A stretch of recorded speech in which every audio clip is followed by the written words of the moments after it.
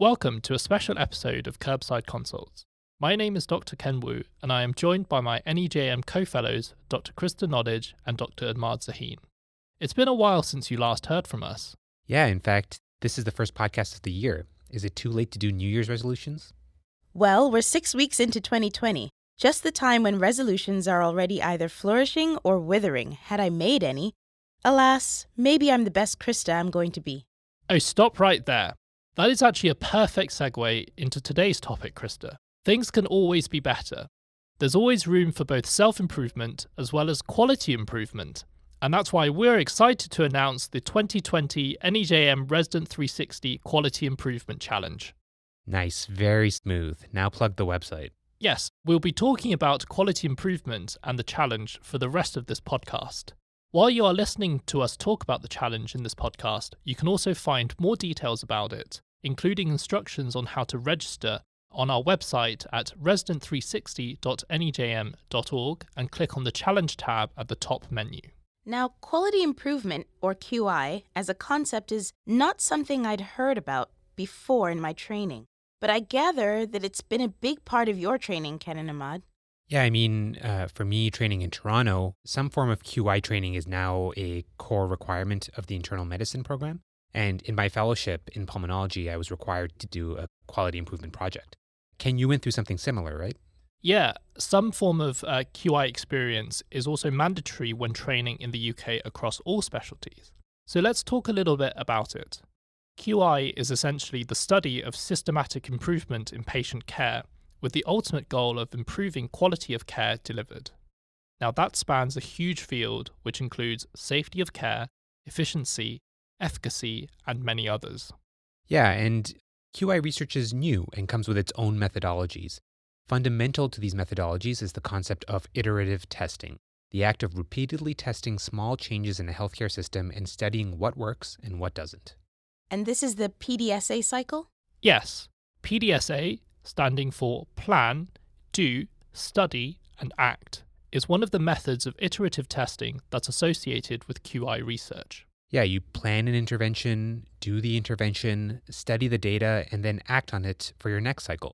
That's just a one-liner on how it works. So this podcast is not meant to go into QI research in any significant detail, but if you want to learn more about QI, there's a fantastic expert consult article written by Dr. Lucy Picard, one of our judges for the challenge, which can be found on the challenge website and the NEJM Resident 360 website. I certainly found it very informative and easy to read and understand. So guys, let's talk about the challenge. Ken, what's the challenge? The NEJM Resident 360 QI Challenge provides an exciting opportunity for residents to share their work in quality improvement and compete for top prizes, including the opportunity to write an article about their project for our newest publication, NEJM Catalyst. Subscriptions to NEJM and its products, commemorative plaques, and miscellaneous NEJM swag. And don't forget bragging rights as well. For all the topics you could have chosen for a challenge, why QI? Like many things in life, it was born of frustration. So I mentioned having to do a QI project during my pulmonology fellowship. And our project was based out of our interstitial lung diseases clinic, where we studied co-prescription of bisphosphonates for patients who were receiving long courses of prednisone. As you know, many patients with ILD will require long courses of steroids, and that can take quite a toll on your bones, especially early on. So we found that by creating a standardized prescription template for prednisone that reminded physicians about bone health, we were able to improve the appropriate co-prescription of bisphosphonates within that clinic. And while the work was done for a worthy cause, what Ahmad found was that there was no real medium to share his work outside of local hospital or university venues. I'm sure any interstitial lung disease clinic across the world would like to implement similar interventions or build upon it. I've encountered similar problems with my QI projects as well. And what I found in my research on the topic is that even in the United States, some form of QI training is an ACGME requirement, meaning that there are hundreds of training programs here alone where residents are doing QI projects. But where do these projects go ultimately? Well, ultimately, I think they just stay local. There aren't many QI journals out there. And the studies that do get published in QI journals are typically larger scale, hospital interventions or systems interventions, and typically are more like traditional research. Resident-led QI projects are not high-powered clinical trials, but they do deserve to be shared in some format. Exactly, because these projects are done by residents who always push for time, as we know. They tend to be smaller in scale, covering straightforward but important topics such as medical documentation, infection control, or guideline adherence, just to list a few of them. So to find out if that market existed, we reached out to residents and experts in the field around the world and ran a discussion on NEJM Resident 360 in December called Designing and Implementing Residency Quality Improvement Projects. There was a huge amount of engagement and enthusiasm in the discussion. In fact, it had over 37,000 views and was our third most viewed discussion of 2019. For anyone who's interested, the discussion is still available to read on the NEJM Resident 360 website.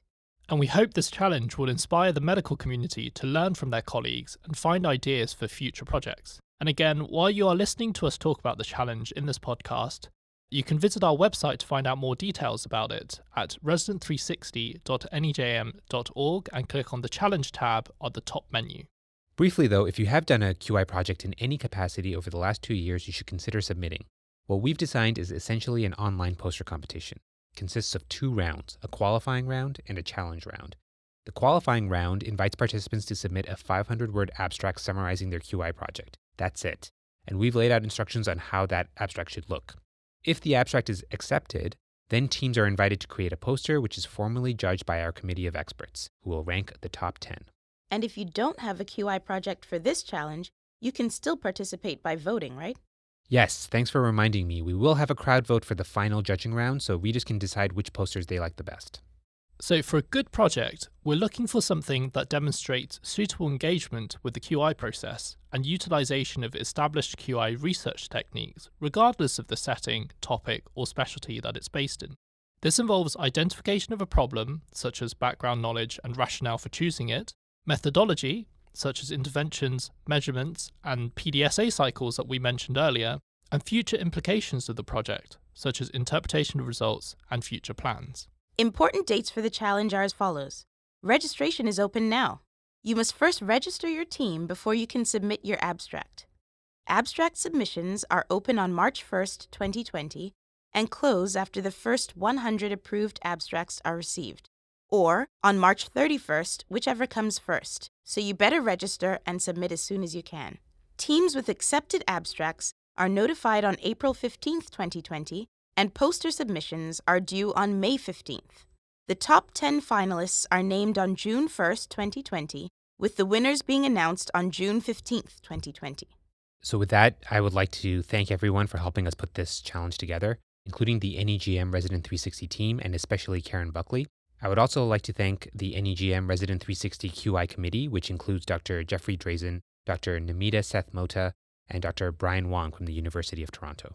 So that wraps up this episode of Curbside Consults.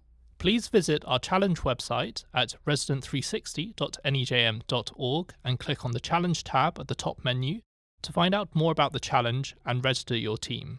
Also, check out our expert consult post on QI written by Dr. Lucy Picard to find out more about QI itself.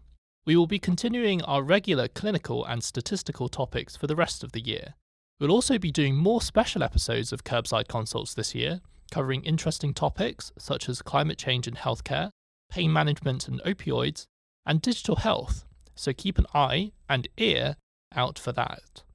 Curbside Consults is a production of the NEJM Group, and we come to you from NEJM Resident 360. Our production team here at NEJM Resident 360 includes Karen Buckley, Kyle Simmons, Mike Tomasis, Tim Vining, Scott Williams, and Kathy Stern. Special thanks also to our NEJM Education Editor, Dr. O.P. Hanvik. If you have any feedback, questions, or suggestions for future podcast topics, please email us at resident360@nejm.org. You can also follow NEJM Resident 360 on Twitter and look for NEJM on social media sites such as Twitter, Instagram, and Facebook. On behalf of NEJM Resident 360, this is Dr. Ken Wu signing off.